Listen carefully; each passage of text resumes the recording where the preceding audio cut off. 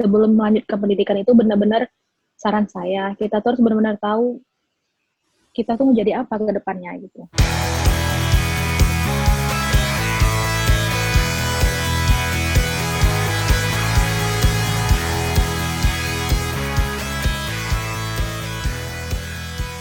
Nah, kalau untuk pesan dan kesannya gitu, untuk yang ingin mengikuti program yang sama nantinya, apa nih kira-kira? Siapa duluan? Bang Ir kali ya? Ayo Ya, Bang. kalau dari saya sih persiapkan yang pertama cari informasi mau kampusnya di mana. Nah kan kuliahnya juga beasiswa juga banyak. Ada yang dalam negeri, ada yang luar negeri, ada yang Australia, ada yang Amerika, Jepang. Jadi pelajari dulu requirement-nya seperti apa, mintanya bagaimana, kemudian kaitkan dengan potensi diri kita. Jadi selama ini kita basicnya apa pegawai, apakah pengajar, apakah peneliti, apakah pengusaha. Nah kemudian kaitkan lagi dengan visi kita ke depan. Mau jadi apakah kita dan apa gunanya perkuliahan itu, gelar itu atau apa namanya kuliah itu untuk tujuan kita ke depannya. Jadi dari situ kita bisa simpulkan dalam suatu kalimat-kalimat yang singkat, padat, dan informatif sehingga kita bisa meyakinkan sponsor agar bisa memilih kita untuk disekolahkan. Dan kemudian yang kedua yang paling penting adalah TOEFL. Kalau bisa kita punya TOEFL yang standar, yang standby gitu.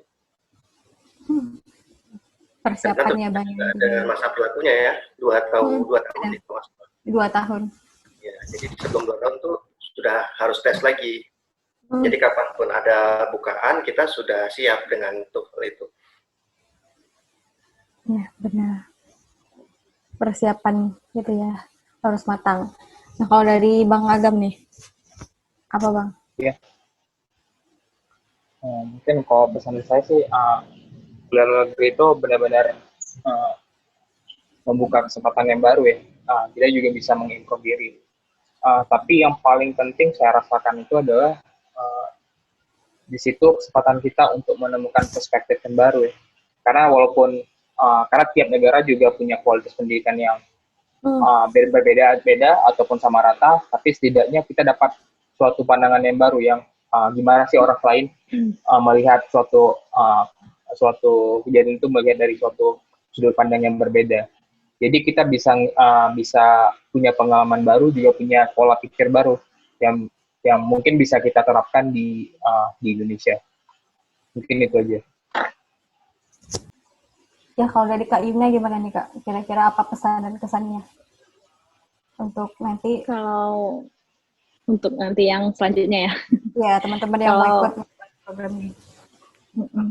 Kalau saya sih setuju dengan Bang Irham, kayak beasiswa itu banyak ya, nggak cuma ke luar negeri tapi juga dalam negeri. Kita juga bisa sekolah di mana aja, di luar negeri, dalam negeri kayaknya sama aja gitu. Tapi yang paling penting kalau dari saya, ketika kita ingin melanjutkan pendidikan, ini cerita melanjutkan pendidikan itu bukan suatu hal yang mudah ya. Kita banyak yang harus kita korbankan, waktu terutama. Jadi sebelum melanjutkan pendidikan itu benar-benar saran saya, kita tuh harus benar-benar tahu kita tuh mau jadi apa ke depannya gitu. Terus kita ngambil ini tuh apa, kan? Kita memilih jalur ini tuh untuk apa, manfaat ke depannya itu apa gitu. Apakah kita mau S2, mau lanjut kuliah itu hanya untuk gengsi, atau kita memang benar-benar pengen ngasih kontribusi gitu. Ketika kontribusi entah kembali ke daerah kita sendiri, atau ke Indonesia mungkin lebih luasnya gitu kan. Nah jadi kita harus tahu dulu tujuan awal kita mau lanjutin kuliah itu apa gitu. Karena menurut saya tujuan itu penting. Ketika kita nggak punya tujuan, ntar di tengah jalan ketika kita menghadapi rintangan, itu kalau nggak ada tujuan pasti bakal blank gitu. Pasti bakal, aduh, kok kayak gini ya, kok ngapain ya gitu. Tapi kalau ketika kita udah punya tujuan, pasti kita punya semangat. Ketika kita jatuh, kita akan punya semangat untuk bangkit lagi gitu. Dan itu sangat-sangat penting sih bagi saya. Iya benar-benar. tujuan untuk diri sendiri juga harus jelas ya. Gimana benar ya. Ya, karena kalau kita kuliah hanya untuk gengsi, ya untuk apa juga kita harus ngelamar beasiswa jauh-jauh kan? Terus juga kita untuk gengsi ngelamar beasiswa kan sama aja kayak kita ngebunuh kesempatan orang lain yang memang bener-bener pengen ngasih kontribusi ya, gitu kan sayang gitu. Oh, maksudnya seperti itu. Kalau emang untuk gengsi ya pakai dana sendiri aja nggak apa-apa sih menurut saya. Ya, karena banyak kan di luar sana orang yang benar-benar pengen kuliah, pengen lanjutin kuliah, tapi terkendala di dana. Ya benar sekali. Nah itu tadi pesan dan pesannya dari teman-teman kita yang sudah pernah mendapatkan beasiswa ke luar negeri dan di dalam negeri ya. Dia double degree. Ya. Terus Nah, Katika, gimana Katika? Kalau ini ya mungkin tambahan. Jadi setelah kalian mengalami program double degree yang penuh lika-liku, hikmah atau pembelajaran apa sih yang bisa kalian dapatkan gitu? Apa yang bisa ya apa aja gitu, kayak ilmu kehidupan nggak sih, lebih ke ilmu kehidupan mungkin ya yang bisa didapat gitu. Bang Irham udah dapet inspirasi? Mungkin dari yang muda dulu lah. Dari yang muda tuh. Yang mudaan. Mudaan. Yang mudaan agam berarti. Gimana Bang Akam? Agam lebih muda dari aku loh.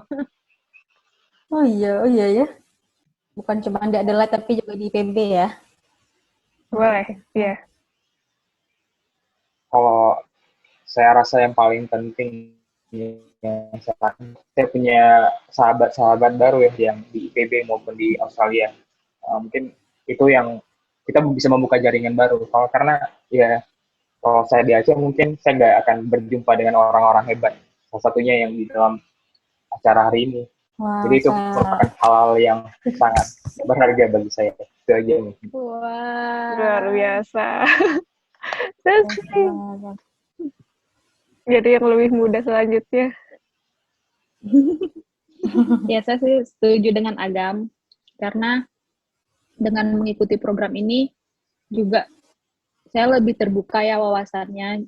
Kayak saya ngelihat dunia luar. Saya ya jujur kalau misalnya saya nggak ikut beasiswa ini ya mungkin saya ke Pulau Jawa itu hanya sekedar jalan-jalan gitu kan. Tapi ketika saya mengikuti program ini, saya ke Pulau Jawa untuk mengikuti kuliah terus bertemu dengan orang se-Indonesia berkumpul yang sebelumnya mungkin saya nggak pernah ketemu, misalnya dari daerah mana gitu kan. Jadi kayak saya tuh juga lebih banyak belajar tentang budaya saya sendiri sih, budaya Indonesia sendiri dari program ini gitu. Secara nggak langsung, karena saya berteman dengan banyak orang, saya ketemu dengan orang dari macam-macam daerah. Jadi secara nggak langsung saya juga belajar budayanya kan, dikenalkan dengan budaya mereka gitu. Mungkin ya walaupun mungkin kaki saya belum sempat melangkahkan kaki di daerah tersebut, tapi setidaknya saya udah tahu oh ternyata ciri khas di daerah ini tuh seperti ini, cara bicara orang-orang di sana tuh seperti ini gitu. Dan itu bagi saya pengalaman yang nggak tergantikan sih. Jadi bukan cuma ilmu aja ya Kak Yuna ya, tapi pembelajaran hidup juga ya. Iya. Benar-benar. Nah, kalau dari Bang Ir nih, apa Bang kira-kira Bang? Ya, kalau dari saya kurang lebih sama seperti teman-teman yang sebelumnya ya. Cuma tambah sedikit mengenai double degree-nya itu, jadi kita bisa mendapatkan kesempatan untuk belajar di dua kampus berbeda, dua bidang berbeda, tapi punya satu irisan. Jadi satu tema yang sama dikupas dari dua sudut pandang yang berbeda. Nah itu saya berterima kasih sekali diberikan kesempatan ini. Jadi mungkin sedikit lebih lama, tetapi kelebihannya yaitu biasanya dapat 2 gitu. Gelarnya 2 juga ya Bang ya? Iya. Jadi panjang banget ya namanya ya Bang ya? Nah ini kan kita sekarang nih lagi menghadapi new normal ya, karena adanya pandemi COVID-19 juga.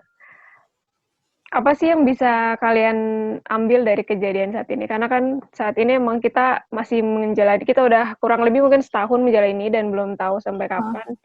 Apa yang bisa kalian ambil dari kejadian ini? Gitu. Dari yang paling muda.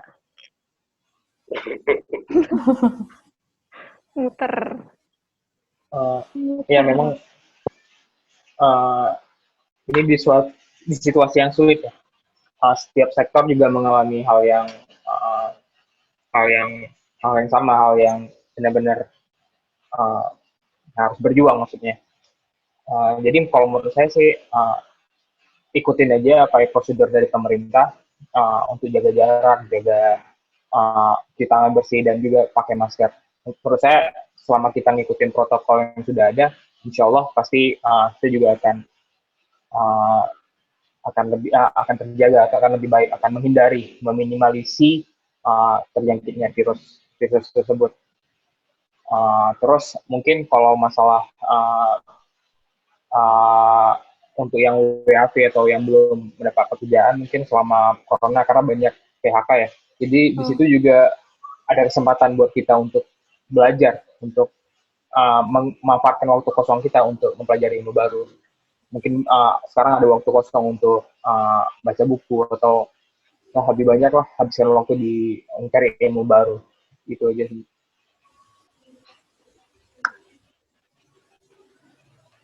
Ini Kak Yuna. Saya sih setuju dengan apa yang dikatakan Agam.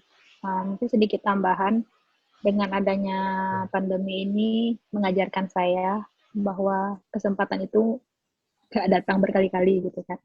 Kita nggak tahu sampai kapan kita bisa dapat kesempatan seperti apa yang kita dapat hari ini. Jadi contohnya misalnya andai waktu kalau diputar balik lagi sebenarnya program kita ini yang lulus ada 8 orang. Tapi selanjutnya dari 8 orang tersebut seperti mengundurkan diri gitu kan karena satu dan lain hal. Dan waktu itu saya waktu itu juga saya salah satu orang yang berpikir untuk mundur dari program ini karena banyaklah pertimbangannya gitu kan. Nah, tapi hari ini di tempat saya berdiri hari ini, saya berpikir andai saat itu saya mundur, saya nggak tahu kapan mungkin saya dapat lagi kesempatan seperti yang saya dapat di tahun lalu itu. Karena andai pun saya mendapatkan kesempatan yang sama, katakan saya lulus di batch selanjutnya double degree, tapi apakah saya bisa merasakan hidup seperti yang saya jalani di tahun 2019 ketika saya di Australia atau tahun 2018 ketika saya di IPB seperti itu. Pasti akan berbeda. Jadi ya ini benar-benar mengajarkan saya kalau memang ada kesempatan yang baik ya kenapa ya udah di grab aja gitu maksudnya diambil aja gitu kan. Bukan grab Gojek ya maksudnya ya kalau bisa diambil kenapa harus ditolak gitu. Nah kita nggak tahu kan sampai kapan kita bisa mendapat kesempatan seperti itu. Jadi sih. Jelas. Menyempurnakan. Silakan Bang Irham. Bang Irham mungkin ingin menambahkan? Iya. Jadi corona ini luar biasa sekali ya buat saya. Ya, ketika Maret, saya dengarnya itu Januari 2020.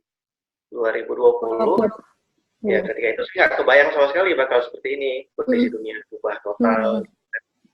Kemudian yang katanya corona juga cuma di Cina, kemudian nyebar dan saya nggak menyangka bisa masuk ke Indonesia dan mempengaruhi semua aspek kehidupan kita hingga seperti ini.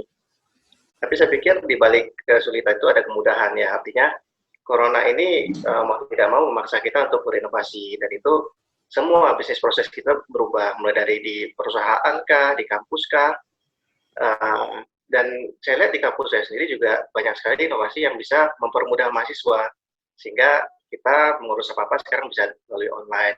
Sekarang kita juga meeting online gitu kan. Dan saya juga menariknya dengan adanya corona ini, saya juga nggak menyangka gitu. Saya bisa kuliah di Bogor, saya bisa tesisnya di Australia, saya sidangnya di Banda Aceh, kemudian saya bisa wisudanya di Jakarta gitu. Sangat dinamis, sangat tidak terduga.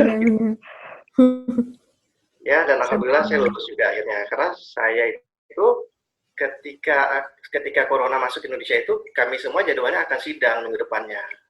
Iya benar. Kemudian tertunda, tidak ada kejelasan selama hampir sebulan, baru kemudian akhirnya bisa dilakukan sidang dengan cara online, karena hari itu kampus kita di lockdown di IPB.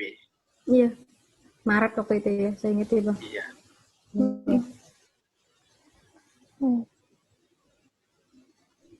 Jadi dari cerita kita hari ini, sharing-sharing kita hari ini sangat menarik banget ya. Banyak yang bisa kita ambil dari kisah perjalanan kakak-kakak double degree IPB Adelaide ini.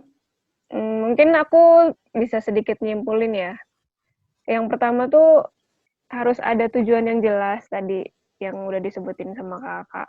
Jadi kita harus punya tujuan yang jelas, motivasinya apa tujuan kita gitu melakukan sesuatu, karena itu yang akan menjadi penyemangat kita di kemudian hari ketika kita jatuh atau gimana dalam menjalani proses yang sedang kita jalanin, kita bisa bangkit kembali gitu dengan adanya tujuan atau motivasi yang jelas gitu.